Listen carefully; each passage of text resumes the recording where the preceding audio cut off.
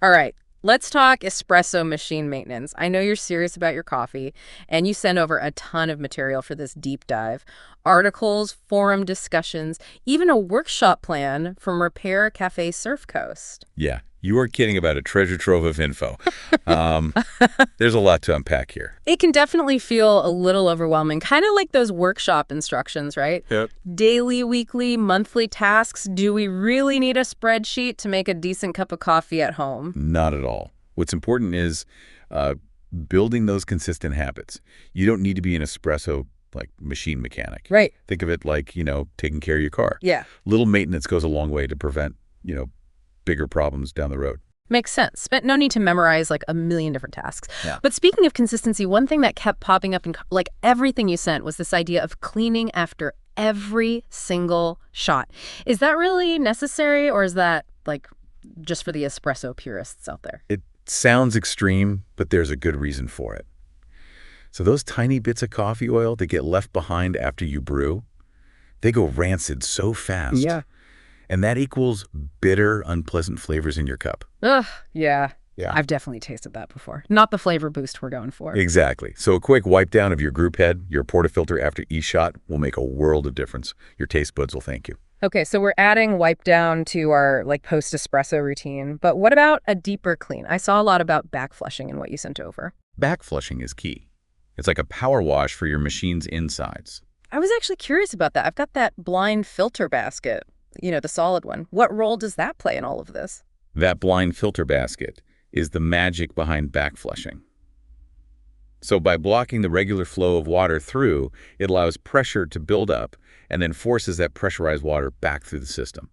And that's how you flush out all those stubborn coffee oils that are hiding, deep inside the machine. Ah, so it's not just rinsing, it's like a targeted blast of cleaning power. Exactly. And speaking of cleaning, I know you wanted to dive into the great descaling debate. Vinegar versus citric acid, the forums you sent over were certainly lively. Things got a little heated for sure. So what's the verdict? Is one clearly better than the other? Well, both options will get the job done, but they each have their pros and cons. So vinegar is really easy to find. You probably have some in your pantry right now, and it does a decent job, but it could leave behind a bit of a smell. And some people worry about it harming certain parts of the machine over time. Yeah, especially those rubber gaskets. They don't seem like they'd love being doused in vinegar. Right.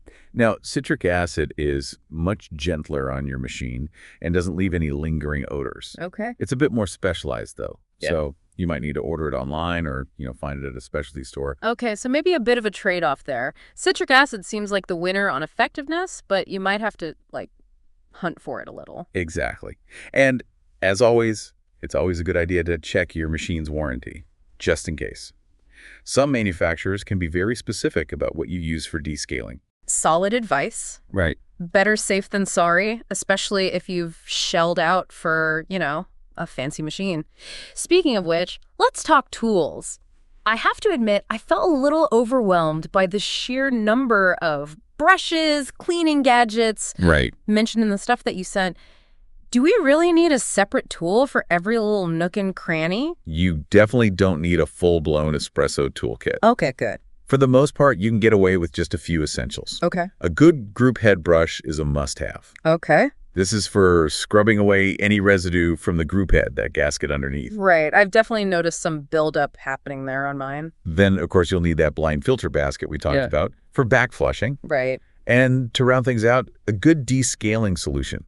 Citric acid or a commercial product, whatever you prefer. Yeah. And then just some microfiber cloths for general cleaning, wiping things down. Got it. So group head brush, blind filter basket, descaling solution, and microfiber cloths. That feels doable. Absolutely. Those are your espresso maintenance dream team. Oh, okay. So we've got our cleaning routine down, our essential tools. But there was one thing in all of this research that really surprised me. All the emphasis on water quality. I mean, that's just water, right? How much of a difference can it really make? It makes a huge difference. Remember all those minerals we talked about with descaling? Right. Well, hard water is full of them. And over time, they build up inside your machine and can actually cause some serious damage. So when we're talking about hard water wreaking havoc, what are we talking about specifically? Clogged pipes? Espresso emergencies? All of that and more. So limescale, which is what that mineral buildup is called, can restrict water flow. making your machine work harder, throwing off your pressure, and that means weaker, less flavorful espresso.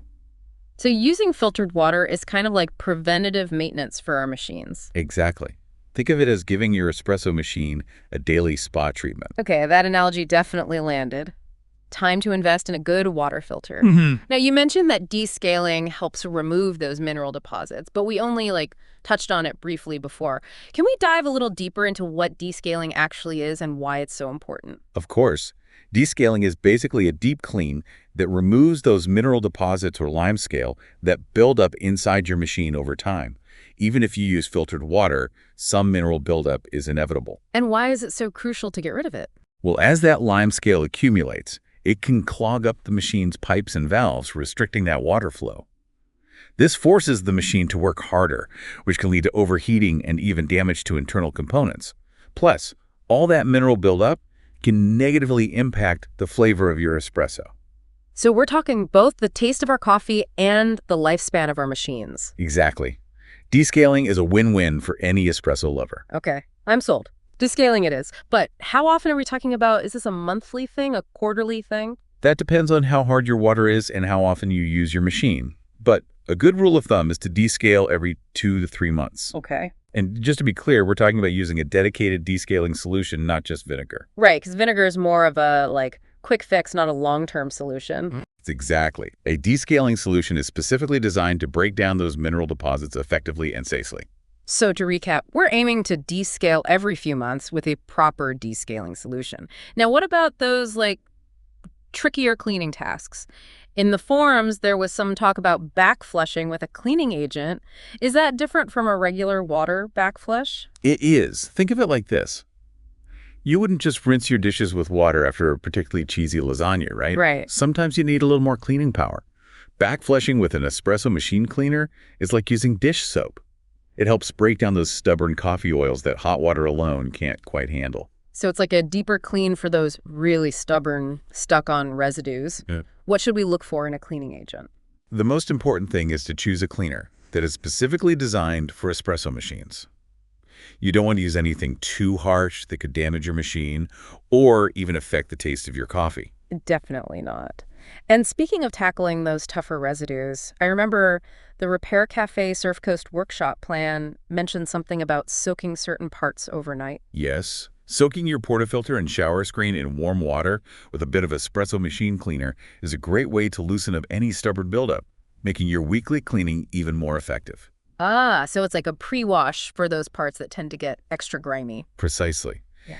And while we're on the topic of deep cleaning, let's not forget about the steam wand. That little guy can become a breeding ground for bacteria if it's not cleaned properly. Okay, the steam wand. I'll admit, mine doesn't always get the attention it deserves. What's the best way to, keep it clean and pristine? The key is to tackle it right after each use. Okay. Give it a quick wipe down with a damp cloth to remove any visible milk residue. Right. And then purge the wand by running steam through it for a few seconds. Okay. That'll help flush out anything that's hiding inside. Makes sense, kind of like clearing out the pipes, so to speak. Exactly. And for those times when you have, a bit more caked on milk residue, Yeah. we've all been there. Oh, yeah. A soak in warm water and a specialized steam wand cleaner can work wonders. Soaking, the secret weapon of espresso machine maintenance. It's true. Depending on your machine, you might also want to consider soaking the drip tray every now and then as well to loosen up any coffee stains or residue. Good to know. We've covered a lot of ground here. Daily habits, weekly deep cleans, descaling, the importance of water quality.